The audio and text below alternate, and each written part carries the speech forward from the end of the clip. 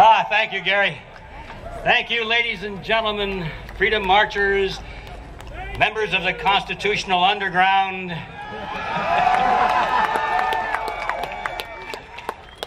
Okay, my topic today, as assigned, is everything about the Federal Reserve System in 10 minutes or less. Now that's a tough assignment, but now I look at you guys standing out there in the sun, I think I better make it about 7 minutes or less. So, all right, here we go. I figured out how do you condense something like the Federal Reserve into 10 minutes or less? I thought, well, this is the age of the soundbite, isn't it?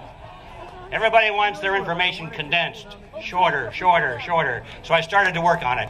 And I kept whittling here and condensing there and compressing there. And finally, I got the whole topic down to 14 words. Yeah. You ready? Okay, here it is. The Federal Reserve is the biggest scam in history, and you are its victim.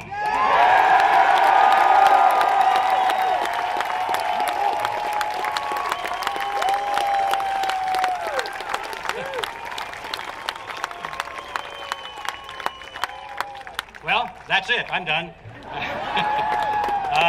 But, you know, in case somebody just wandered here freshly loose from the Matrix, or if they came here out of the Twilight Zone into the reality zone, maybe they might have some questions about that. So I thought they probably would have 3 questions that I'm going to answer. The first is, what is the Federal Reserve System? The second is, what do I mean when I say it's a scam? And the third is, exactly how are you its victim? So that's what I'm going to talk about very briefly here. Okay, the Federal Reserve System, what is it? Easy answer. It's not a government agency, it's a cartel. It's no different than a sugar cartel or an oil cartel or a banana cartel. This happens to be a banking cartel, which means that it's made up of the big, giant banking corporations, and they've joined together for the sole purpose of promoting their own industry.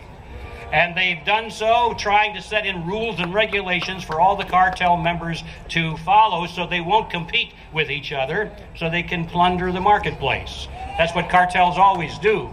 But now they had a particular problem, which is similar to all cartels have a similar problem, and that is, how do you enforce the cartel agreement? How do you make sure that the members don't break away and break the agreement and start being competitive, for example? Well, that's pretty hard to do unless you have the government on your side. And so all cartels, I don't care which ones they are, seek to bring government into their organization as a partner. And that's exactly what the banking cartel did. They brought the government in as a partner. What they literally did is they convinced members of Congress and the Senate to take their cartel agreement and pass it into law. That's all the Federal Reserve Act is a cartel agreement passed into law so that nobody can escape from it. If you try and violate the cartel agreement, you go to jail. That's what the Federal Reserve System is. And so what do they do with this unusual power? Well, they've been given the monopoly power to create money. Your money, the nation's money, is created by private banks. Not the government, not by you. You don't take gold into the mint and say, here's my gold, give me a gold coin. That's how money used to be created. No, you go to the banks or anywhere you want to go and you get paper money that's created by the banks. By the banks, not by the government. It says United States of America on it, but it's not created by America. It's created by the banks, by the cartel. So what would you do if you had the power, the monopoly power to create the nation's money? Wow, what a thought, huh?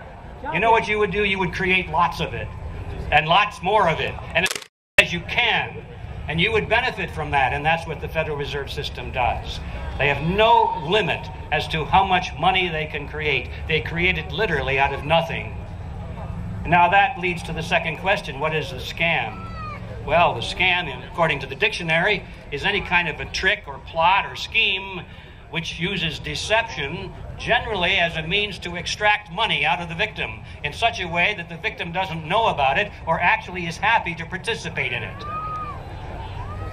In other words, selling a couple of shares in the Brooklyn Bridge, for example, would be a scam. People say, oh boy, that's a good investment, here's my money. And they're tricked out of it.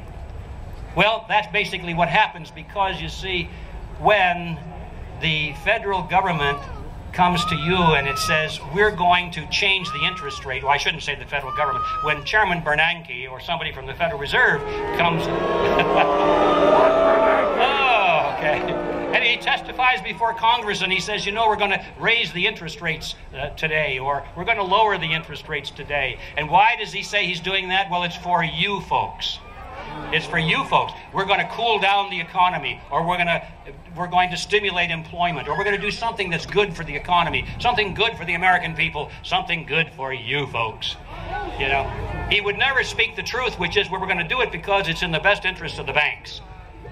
You know, that wouldn't go over too well with the voting populace. So that's where the scam comes in. And how does that make you a victim? Well, a couple of your speakers this morning have already mentioned it. It's called inflation. Prices are not going up, folks. It's the value of the dollar going down. Yeah. The value of the dollar is going down. Interesting fact, if you had 25 cents back when I was a boy, 25 cents or 3 dimes in your pocket, which were backed 90% by silver, you could buy a gallon of gasoline with it. It cost $0.25 a gallon. I remember that. Today, if you've got 3 dimes or $0.25 backed with 90% silver in them, you melt down the silver, you sell the silver and get Federal Reserve notes, you can still buy 1 gallon of gasoline with it.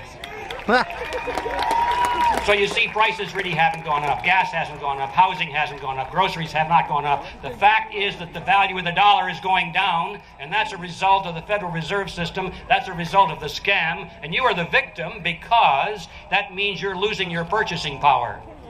Every dollar that you earn, every dollar that you invest, every dollar that you put in some kind of a monetary or dollar-denominated investment, whether it be a savings account or an insurance policy or a retirement fund, anything that's based on dollars, every day that passes, a little bit of that value is chiseled away, chiseled away. It's like going into the casino.